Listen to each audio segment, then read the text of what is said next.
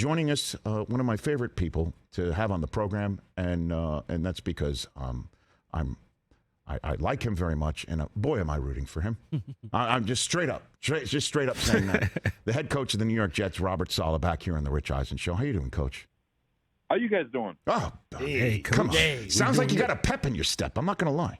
I'm not going to lie. You know, anytime the players are in the building, I get a little bit extra pep. Okay, where are we? We call it phase 2? What do we call this part of your year right now?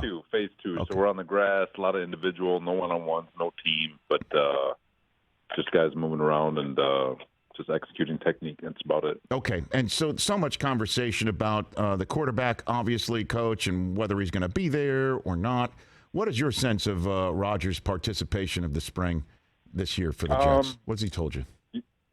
Well, he's here. Okay. You know, and I know he's got a couple things planned that he had planned prior to ever being traded. So, you know, just to be respectful to all our guys with regards to prior obligations and family stuff. So he's got some things going on, but he's here, he's present. And when I say present, I mean he's fully engaged, and it's really cool just to watch him operate from play to play in his communication and the way he works from position group to position group in terms of explaining things.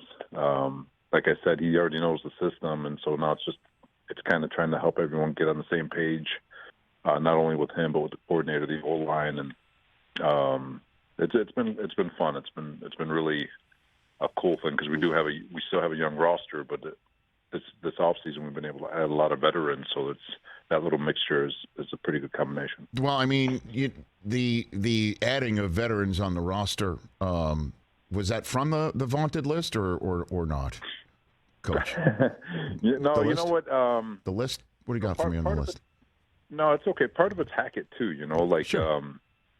you know, whenever you bring in new coaches, and I made mention of it the other day, and I feel like sometimes we try to demonize the quarterback when in actuality it's very common. You know, you've got a new coordinator. He worked with Lazard. He worked with Billy Turner. He took Billy Turner with him to Denver. You know, so he's got guys that he's comfortable with that he wants to continue working with, and the quarterback has some thoughts too. And I don't know. I mean, I think it'd be kind of silly if your Hall of Fame quarterback has a comfort level with somebody and you don't answer that bell. You know, I think it's counterproductive to what you're trying to get done. And if we work, you know, there's an old saying: if you want to go fast, go alone. If you want to go far, go together. And that's in communication. If we're truly going to preach communication and being on the same page, and we're going to listen to everything.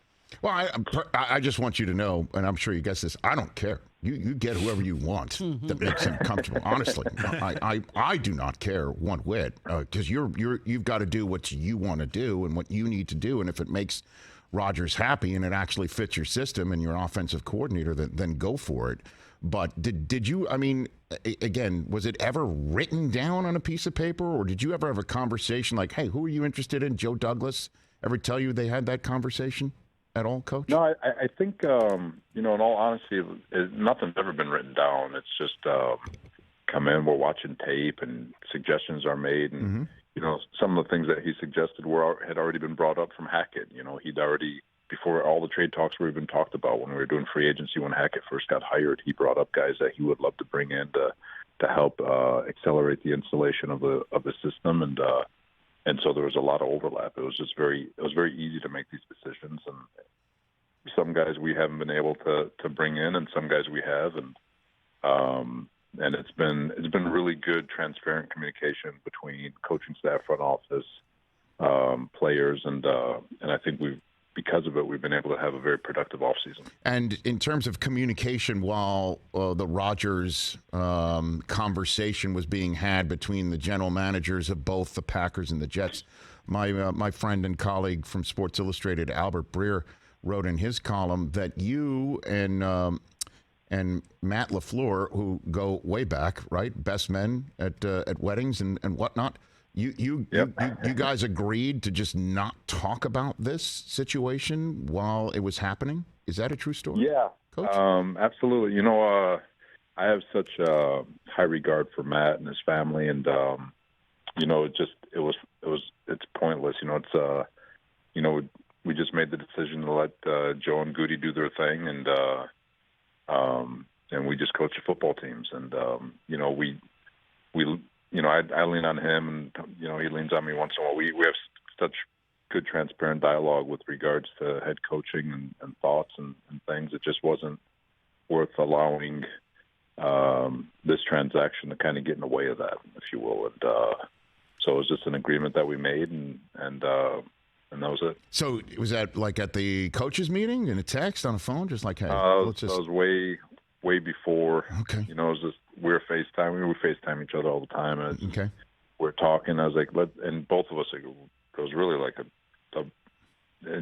a very organic way. Just let's agree not to talk about this and let the GMs do their thing. Okay. So it was like Fight Club. You said like that's Rodgers became like Fight Club. You don't talk about it. Basically, what it was like. Okay. Pretty much. Well, and again, you've been around Rodgers, trying to stop him for many years in big, huge games. What have you learned, Coach Saleh, about Rodgers now that you've been around him as much as you have, and now that he is your guy? What have you learned so far about Aaron Rodgers that you might not know? One of the biggest things that we learned was actually 2 years ago when we went down to Green Bay and scrimmaged against them in practice, and just to watch how he practices and how vocal he is, and his demand for perfection. And so Ken already knew that, but to have him here and just that veteran presence, because in my career, Matt Shaw was a fantastic quarterback at Houston. We go to Seattle. Russell was still young, so I was there for the first couple of years of his career. We go to Jacksonville, and Blake Bortles is early in his career. We go to San Francisco, and Jimmy, technically he was early in his career, even though he was a little bit more vocal because of what he learned from Tom. But he was so, as a starter, just there for 2 years, and he had an injury in there. And then this year, and then we come here, and Zach is early in his career. So to have a veteran quarterback kind of grab the reins and the communication and the level at which he does it, and it is a pretty cool thing, because it's a new experience for me too, just being transparent with regards to the experience of a quarterback, the experience of that type of a quarterback, to be in the same building. And so he's been fantastic. Now again, it's the off season, so everyone's happy. There's no adversity, and so there's a lot of patting on the back. But right now everything's been great. Yeah, and I'm sure you saw him. He's taken in Ranger games, Nick games. And Sauce is there, Lazard's there, Breece Hall's there. I mean, Jessica Alba's there. I mean, this is totally different now. Coach, this has changed, no doubt about it. The whole business. Yeah, he's a big city guy at heart. I mean, he's been good. I think he's one of those guys that can kind of take it all in, and it's not too big for him. So it's been good. Okay. And have you gone up to Sauce and said, well, how do you not know who Jessica Alba is? Have you done that yet, Coach? No, okay. I let them have their personal life is their personal life. Okay. I usually stay out of that one. Okay. There you go. All right. Robert Saleh of the New York Jets here on the Rich Eisen Show. A couple more minutes left with the HC. Is there something up with Mekhi Beckton? He tweeted out he is a left tackle, and then he deletes it. And your response was go essentially earn it, if I'm not mistaken. No. Did I get that right? No, there's nothing to that. I mean, it's I love his competitive nature. I love that he wants to be a left tackle. I love that he wants to be, and that he's vocal about it. But at the same time, no different than anybody else on this roster. We have to earn our keep every day. And if he keeps approaching the offseason the way he has, and he keeps, he looks fantastic, and everything about him, a big smile on his face. He's a good mental headspace. If he continues to attack it the way he has, I have no doubt that he will earn it, because he's a special, special talent. But the one thing about this league is it can humble you very quickly, and there's just you have to have the mindset to not only earn your keep, but keep your keep. And it's just something that he's been approaching every day, and so there's nothing to that one. It's just more a subtle reminder, I guess, for all of us, that it doesn't matter what we want if we're not approaching every day to attack and get what we want, then we're really just kind of spinning our wheels. All right, and then again, I know this is not part of your flow chart, but where are the Jets and Quinnen Williams right now on signing him long term? Where's Joe Douglas on that front? Do you know? You'd have to ask Joe. Very confident that Joe will get it done. Like, I'm not. I know reports are flying around this weekend, but he'll get done. I'm not worried about that one. Okay, and Breece Hall, what do we expect from him week 1 of the season? I know it's the first week of May. For sure, he looks good. It's almost like we have to slow him down because you want to make sure that when you pace those things, you don't want to repair him too quick. But he looks powerful. He looks good. He's hitting good numbers, his GPS numbers when he's running, and so he's also in a really good headspace. He's been here the entire time. Obviously, he didn't go anywhere else to rehab. He rehabbed here, which obviously I'm biased, so I think the organization knows you better than anybody, and so they've been helping him through that, and so he is on track to be ready for week 1. You must have been psyched that he got a college teammate as his new teammate, first-round draft choice of the Jets, I'd imagine. I mean, right? How could you not? Pass rushers, man. Right. So take all of them.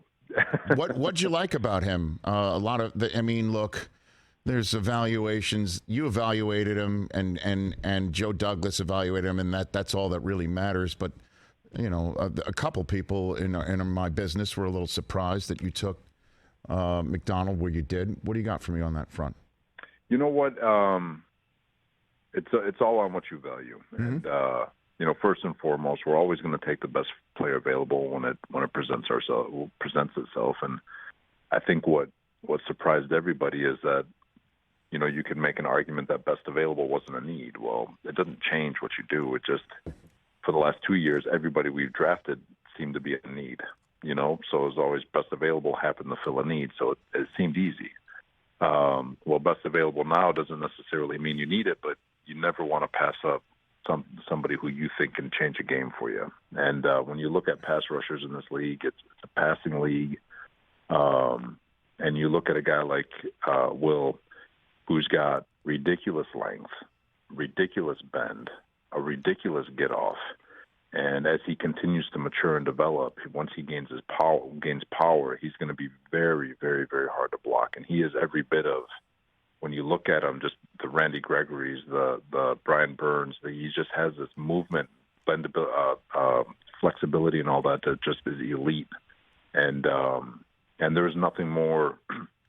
I've always made the argument that you could have a Hall of Fame back end, corners, safeties, linebackers, they could be Hall of Famers. But if your D-line can't get to the quarterback, then you're going to be very average on defense at best.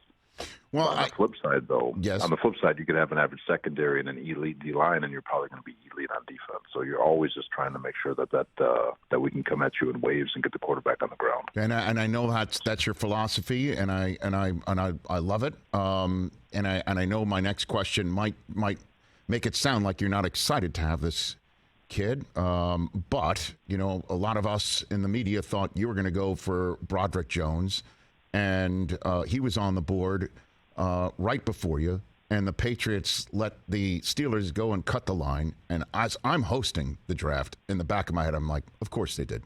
Of course the Patriots let them go ahead and take the kid that the Jets and I thought you were going to take. Were you thinking that too when the Patriots let the Steelers hop right in front of you? Was that the conversation in the draft? The difference between 13 and 15, and the way the everything shook out made no difference to us.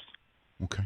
So all right, you can throw that one. All right, is Tippmann going to be a day one starter? You think? The center from Wisconsin. He's going to be day one competitor. Okay. In terms of competing with Wes and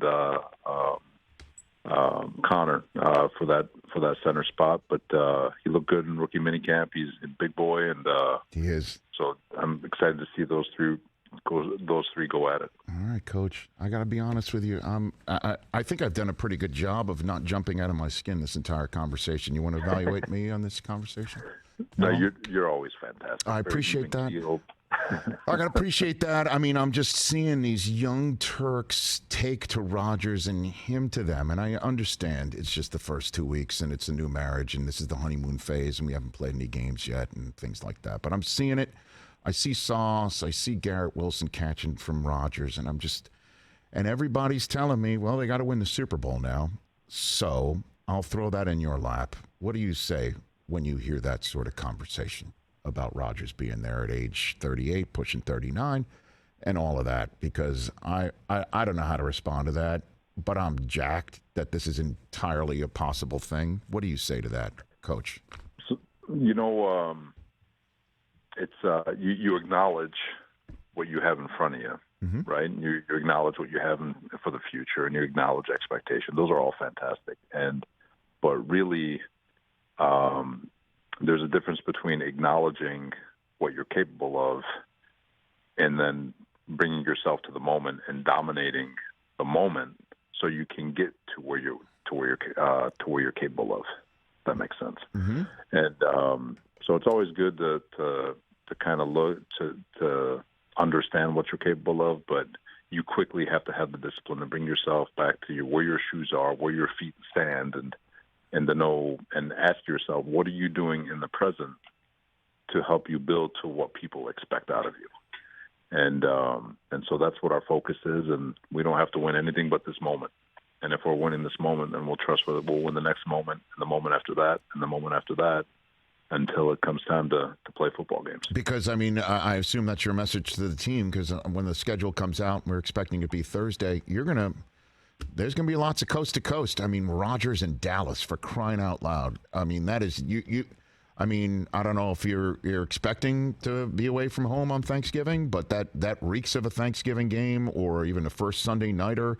Mahomes in your house and Hurts in your house. My gosh, Herbert and all of them. We got. It's going to be. I know for TV and fans, it's fantastic, and we got a lot of really cool games coming up. And but none of it matters. None of it matters. You got to take care of your own, do your best, and you trust that your best is good enough. Coach, really appreciate the time, as always, as you know. I appreciate you guys. Really appreciate you having me on. Anytime. You be well, sir, and say hi to Sauce for me. You know, he's my favorite, as you know. I'll give him a big old hug for you. Will you do that? Well, be careful, because he's probably wearing that very, very shiny chain that says Sauce. That might hurt you. So be careful. I don't want anybody getting hurt. It's the first 2 Mondays in May, okay? Take care of yourself. Appreciate you. Here you go. Right back at you. That's Robert Saleh, head coach of the Jets, right here on the Rich Eisen Show. There you go.